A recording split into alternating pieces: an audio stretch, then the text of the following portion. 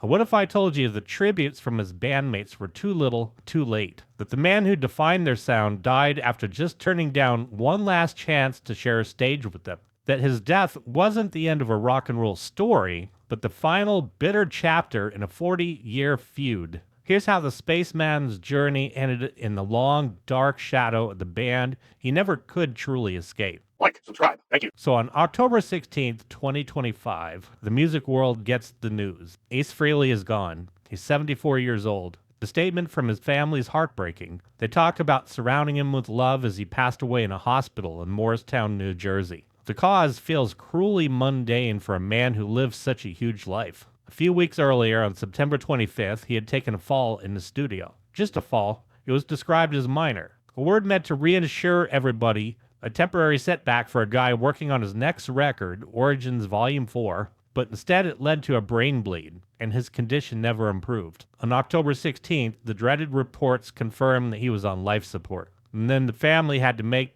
that impossible decision. Ace Frehley, the spaceman, the rock god who once seemed indestructible, was brought down essentially by a slip and a fall. The tributes started pouring in. Rock stars, fans, everyone mourning the loss. And then came the words from Gene Simmons and Paul Stanley, the two men he had built an empire with and then spent decades fighting. They called him an irreplaceable rock soldier. They talked about his brilliance, his unique talent. On the surface, it's what you would expect. Bandmates honoring a fallen brother. But for anyone who had been paying attention for the last 40 years, the words felt complicated. Because the story of Ace Frehley and Kiss isn't a story of brotherhood. It's a story of a messy, bitter public divorce that never really ended. Let's go back. It's 1973 in New York City. Gene Simmons and Paul Stanley have a band called Wicked Lester that's going nowhere, so they decide to start over. They need a lead guitarist with flash and fire, so they put out an ad in the Village Voice. Lead guitarist wanted with flash and balls.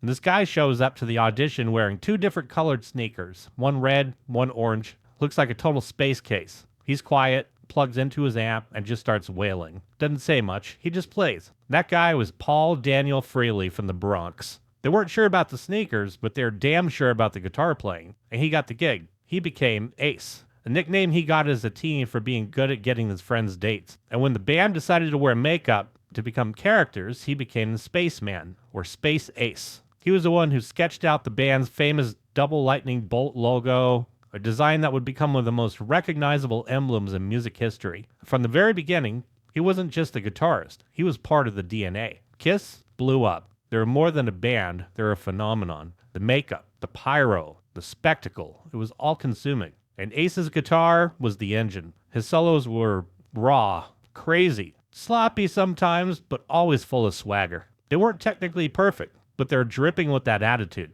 Think of that iconic driving riff in Cold Gin, a song he brought to the band but wasn't confident enough to sing himself. Or the blistering solo in Shock Me, a song he wrote and sang after being electrocuted on stage in Florida in 1976. That was all Ace. He had that quiet, cool charisma, contrasted with Gene's demonic bluster and Paul's starry-eyed showmanship. On stage, while Gene was spitting blood and Paul was prancing, Ace was the effortlessly cool alien letting that smoking Les Paul do the talking. Ace was the reluctant star, the guy who just wanted to play his guitar, preferably with it rigged to shoot smoke and rockets. But inside the machine, things were breaking down. The chemistry that made them brilliant on stage was a toxic mess off stage. Ace and original drummer Peter Criss were the partiers of the band. They lived the rock and roll lifestyle to the fullest. They're the street guys from New York, and that energy was part of their appeal. Gene Simmons famously was a teetotaler and a very shrewd businessman. Paul Stanley was the driven frontman, laser focused on the band's success. The clash was inevitable. Creative tensions grew.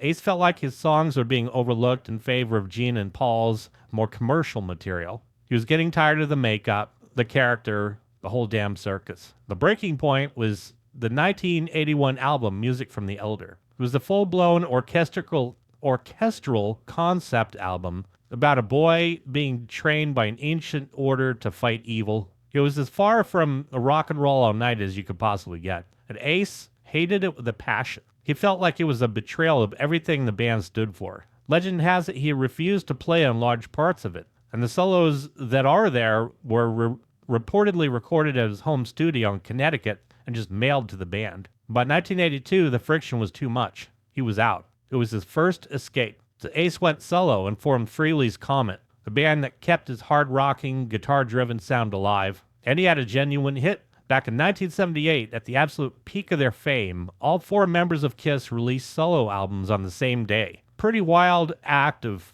a commercial move, never seen before or since. While Gene, Paul, and Peter's albums did okay, it was Ace's record that was actually the runaway success. His album, Pure Rock and Roll, and his cover of the song New York Groove became a top 20 hit, the only real smash from the 4 records. And it became his anthem, a declaration of independence, and for a while it seemed like he had successfully broken free. Ace Frehley was his own man, making his own music, and he was proud of it too. Years later, he'd boast in interviews that he was the most successful solo artist of the 4 original members, and New York Groove was a big reason why. He was proving that he actually didn't need Kiss. But the shadow of Kiss is long. In 1996, the unthinkable happened. The original 4 members, spurred by a massively popular appearance on MTV Unplugged, agreed to a reunion. They put the makeup back on. The world went nuts. The Alive worldwide tour was one of the biggest of all time, and for a moment, it was like 1977 all over again. The magic seemed to be back, but behind the scenes, it was the same old shit. Same arguments, same resentments. The reunion money was huge, but it couldn't buy peace.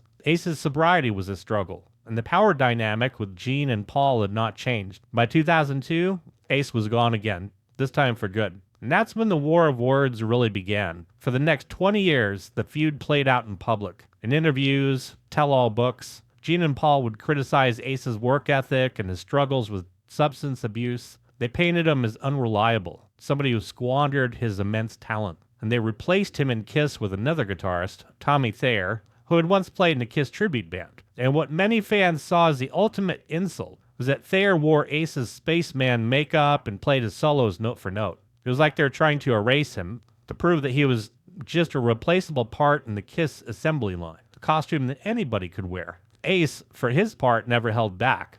He got sober, and he fired back at Gene and Paul with both barrels, called them out for being driven by money, turning Kiss into a nostalgia act, a cooperation with a gift shop. He accused them of disrespecting the legacy that he had actually helped build. The fight got ugly and personal, filled with he said, she said accusations that kept rock journalists busy for 2 decades. Total soap opera. Fans felt like they were forced to pick a side. Were you with Ace, the rebellious, soulful artist who created the sound, or were you with Gene and Paul, the pragmatic leaders who kept the Kiss machine running at all costs? The battle lines were drawn. Fast forward to the months before his death. Kiss was on their end-of-the-road farewell tour. There were whispers and hopes that Ace and maybe Peter Criss would make a guest appearance for the final shows in Madison Square Garden, the final bow with the band they started in the city where it all began. And according to reports, Ace was invited to participate in some way, and he turned it down. The details are murky. Some say it was about money, others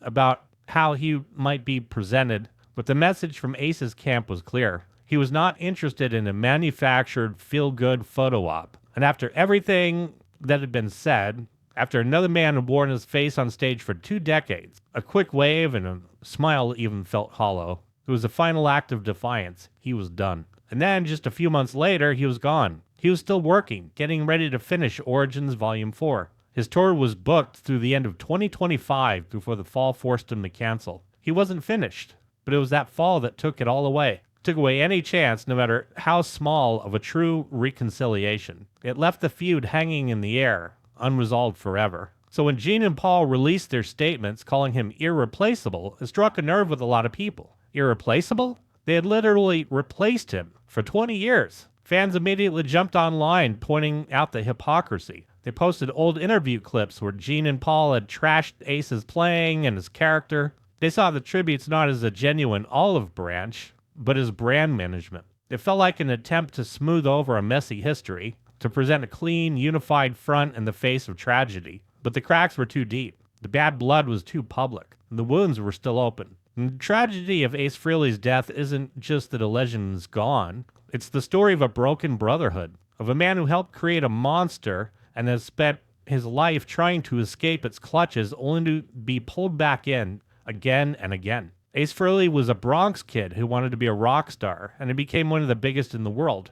But the price was a piece of his identity, a piece he fought to get back until the very end. His death did not end the feud, it cemented it. It leaves us with a question that will be debated in comment sections for years to come. Were the tributes real? Or was it just the final move in a long, sad game? And of course, the Spaceman is gone, and he took that answer with him. 2025, what a shitty year, huh? We took Ozzy, Ace, John Sykes, Brent Hines, Rick Derringer, Sly Stone, Brian Wilson. That's just to start. It's a sad day for all of us who dug Ace's work with Kiss as well as his solo stuff. The man was truly irreplaceable. And to you, I just want to say thank you for joining me in celebrating Ace. If you haven't joined the family yet, smack that subscribe button.